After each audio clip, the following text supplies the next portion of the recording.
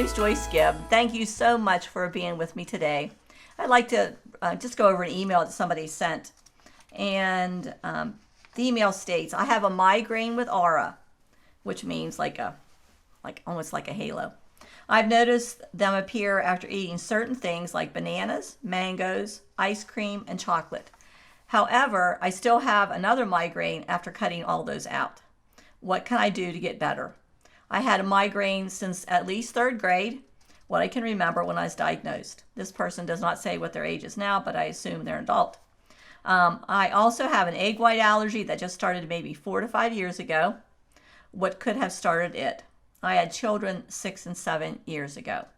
So first we'll talk about the first statement. She talked about that she noticed them after eating mangoes and bananas.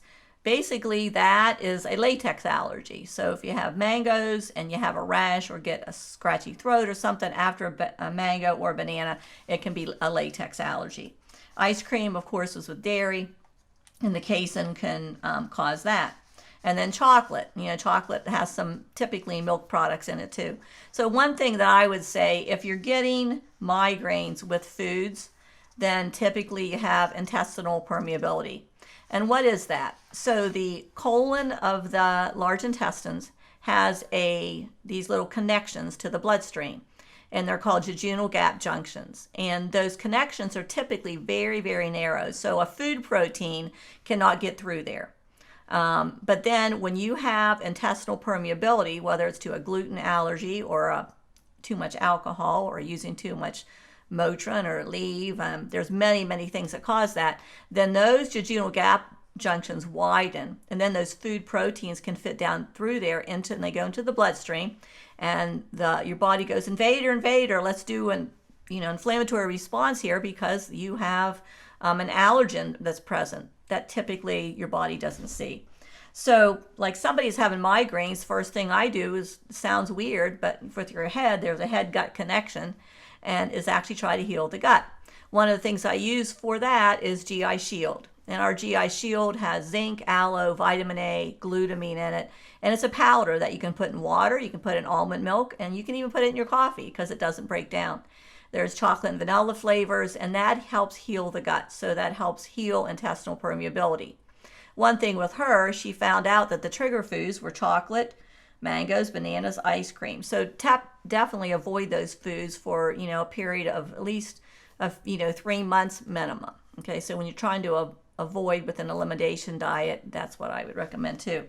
Then she says, what can I do? What started this? So one of the products that we actually have is Migraines. And in Migraines, it has B2, which is riboflavin. It has magnesium, feverfew, which is known to help migraines and rheumatoid arthritis, and then rosemary and curcumin. And so we know curcumin is an anti-inflammatory. So migraines pretty much start from an inflammatory response. And so the dose on here is 1-3 times a day. So I would definitely start that. What are other reasons why you can get migraines? Low progesterone. We didn't say how old this person is, but she has a 6 and a 7-year-old. And as progesterone is one of the hormones that drops during perimenopause. It's the first hormone that drops. And so what I would recommend is, getting maybe a Dutch test that we do, dry urine testing for comprehensive hormones. It's made by Precision Analytical. And it's a urine test. You pee on these strips of paper 4 different times just to check your hormones. So that's another thing. MSG causes migraines, monosodium glutamate, which is in it's a preservative in a lot of foods, and people typically think of that being in Chinese food. So that's something. And then like with this patient, knowing that she has certain food sensitivities or has triggers to her migraines, one of the things we can always do is an ELISA ACT test. It's by Biotechnologies. Dr. Russ Jaffe is the founder of that. And they actually draw your blood, they separate your blood in the lab.